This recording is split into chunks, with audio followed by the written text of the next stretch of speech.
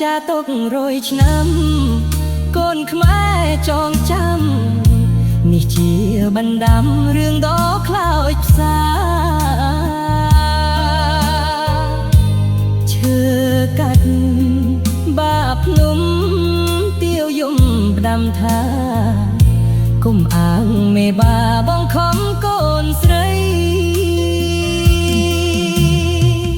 ទាវស៊ូស្លាប់ខ្លួនបញ្ជាក់ចិត្តស្មងហើយបូជាទាំងអស់ព្រោះចិត្តភក្តីទោះជានៅរស់ក៏រស់អត់ន័យធ្វើម្ដេចនិស្ស័យយើងបានត្រឹមនឹងថាទាវទៅចង់រងគ្រោះព្រមដែរដាំនោះទាំងឡាយឲ្យលោកជួយដឹងចោះរូបខ្ញុំនេះហេតុអ្វីស្រីខឹង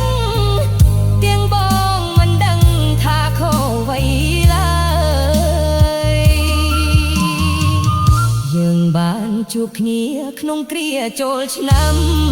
អូនអើយអូនបងតែងតែចាំចង់ជួបត្រានត្រើយខំផ្ដាំតាមខ្យល់ចិត្តនឹកអត់ស្បាយពេលអូនលឺហើយមិនឆ្លើយវាចាកូលាបងអើយអន់ចិត្តរឿងអ្វីមិនគួរចរណៃដាច់ក្តីមេត្តាតាកាយដួងចិត្តប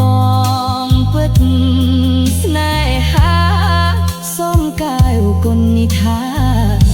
ប្រណីបងផង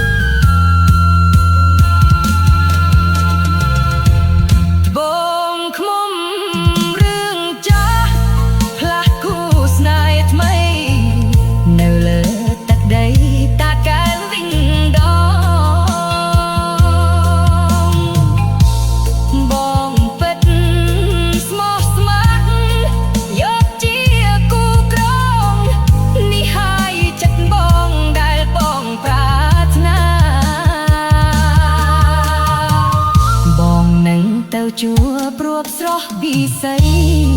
ទោះបងគ្មានអ្វីជាបណ្ណាការបងមានត្រឹមចិត្តដែលស្មោះសច្ចា